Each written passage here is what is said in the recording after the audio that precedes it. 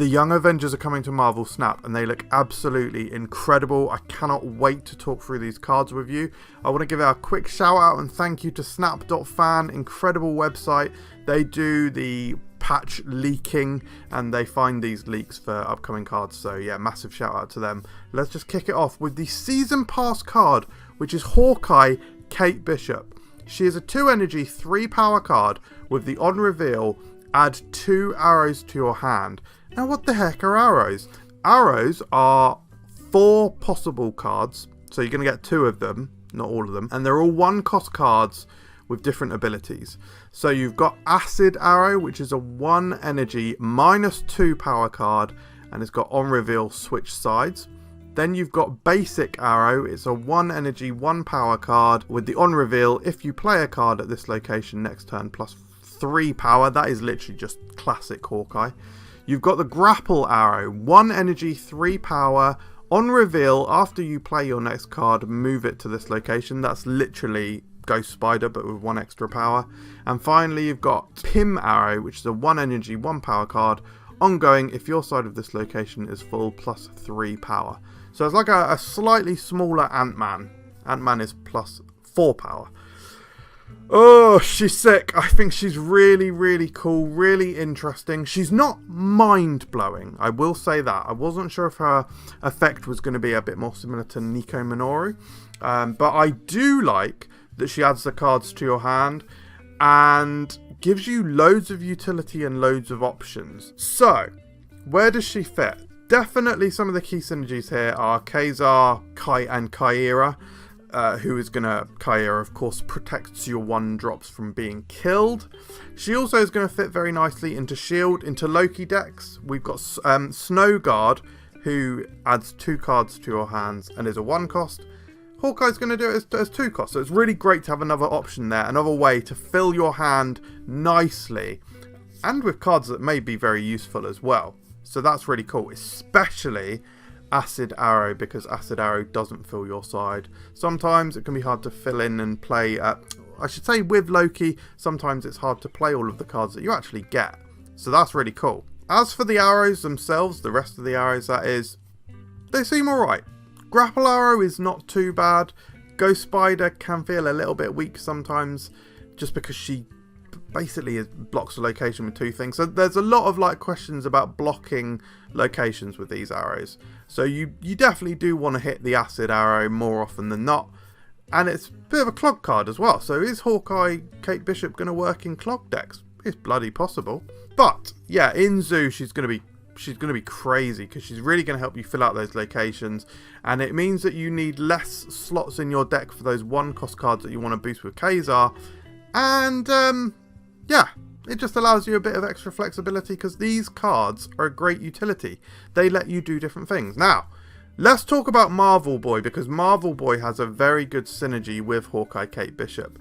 Marvel Boy is coming out in the same week as Kate Bishop. Kate Bishop is just simply the Season Pass card. Marvel Boy is in Spotlight Caches. So Marvel Boy is a 3 energy, 3 power card, and he's got this ability. It isn't ongoing, it just happens every turn. After each turn, give 3 of your 1 cost cards +2 power. Now, I should say, these cards are not confirmed to stay the same. They may well change.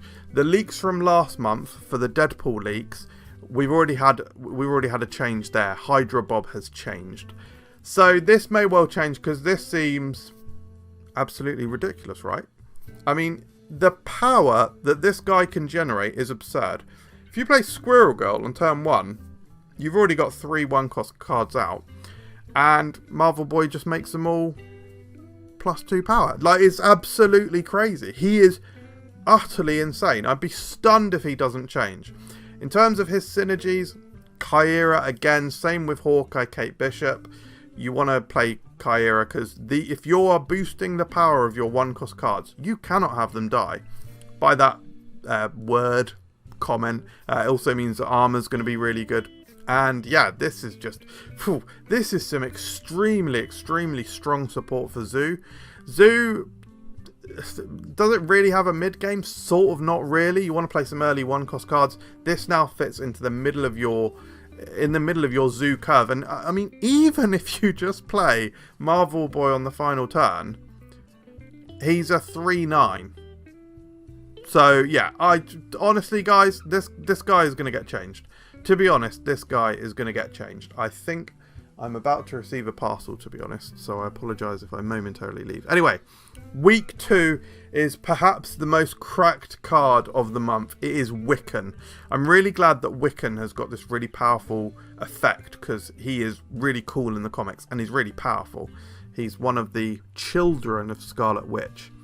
In Marvel Snap, he is a 4 energy, 5 power card with the on reveal ability.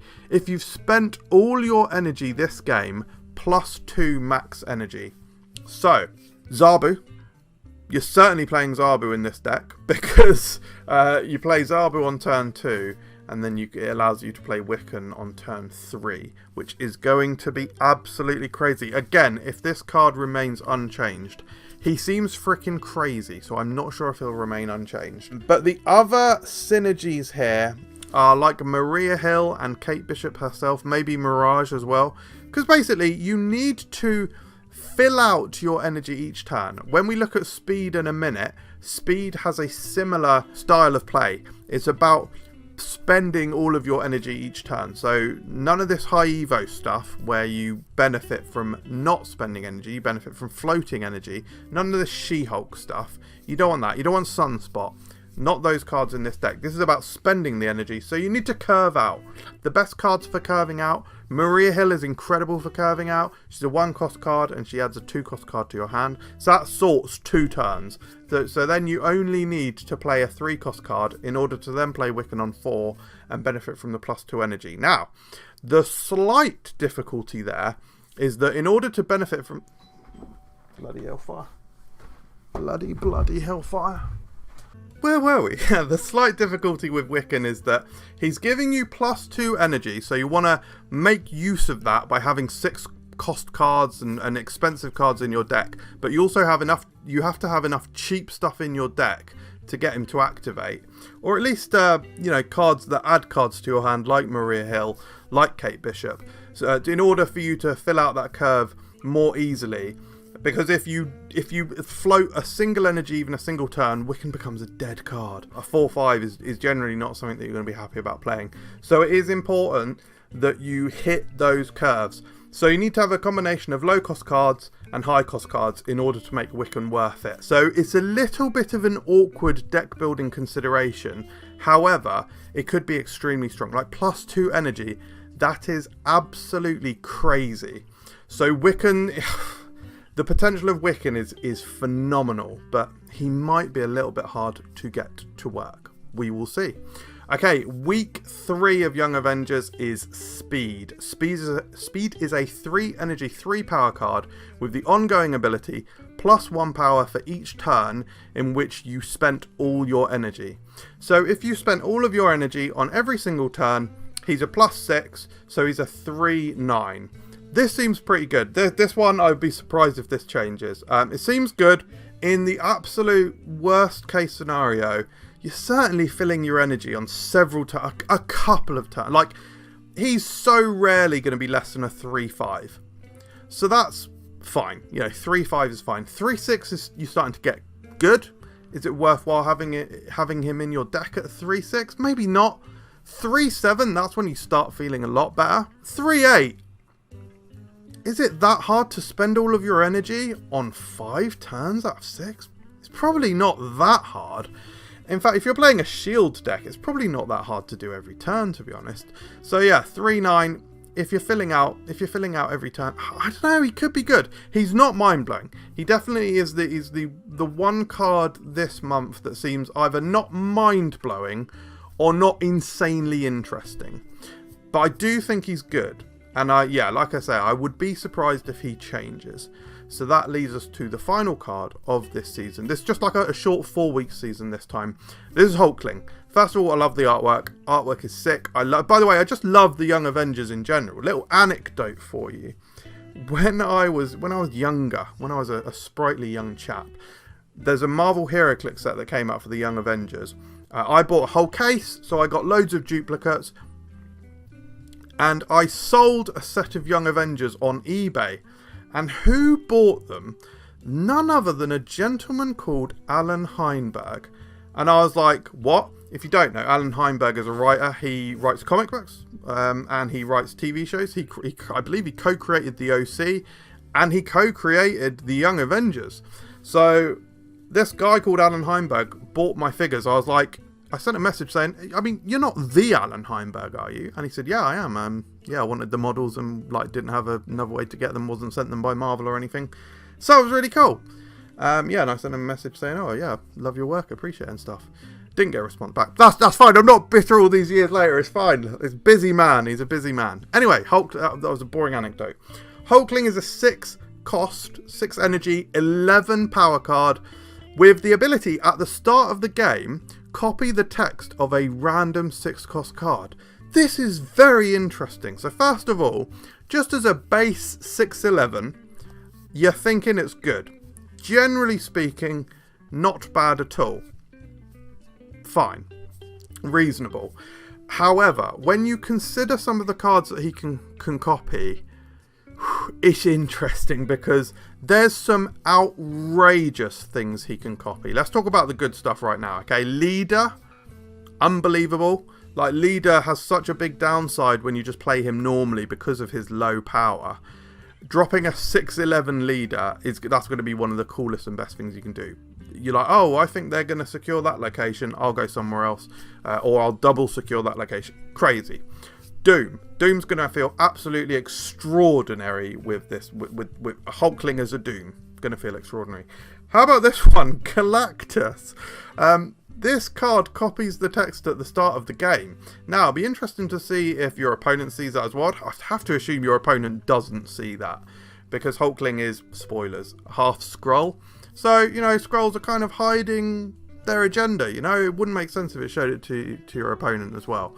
But if on turn 1 you know that you've got 6/11 Galactus in your deck, I don't know, you could probably potentially play towards that. Spectrum is going to feel really good. You might have ongoing stuff, just even if you've got a couple of ongoing, that's going to feel pretty worthwhile. Odin, going to feel good. Cards that would be sort of disastrous. I mean, Destroyer. Unless you're playing a Destroy deck. I don't know why you'd be playing Hulkling in a Destroy deck. Yeah, that would feel bad. Can he copy Agatha? If he copies Agatha, will he then start in your opening hand? I'm not sure. But then, even if he doesn't, the moment you draw him, shit starts hitting the fan. She might be removed from his pool, to be fair. So yeah, there's definitely some low rolls. I mean, Arnim Zola. Arnim Zola's not even that bad. Arnim Zola's interesting. Yeah, there's some low rolls, but I think generally Hulkling's going to be a really fun, cool, and interesting card, and I'm excited to see how it's going to shake down. So this season looks really cool. I think that there's a couple of cards that, God, surely they're going to change. Marvel Boy, I'd be stunned if he stays the same. But generally, guys, I think this season looks really, really fun. What do you think? Let me know in the comments below. Thank you very much for watching. Please subscribe, and I'll see you next time. Cheers.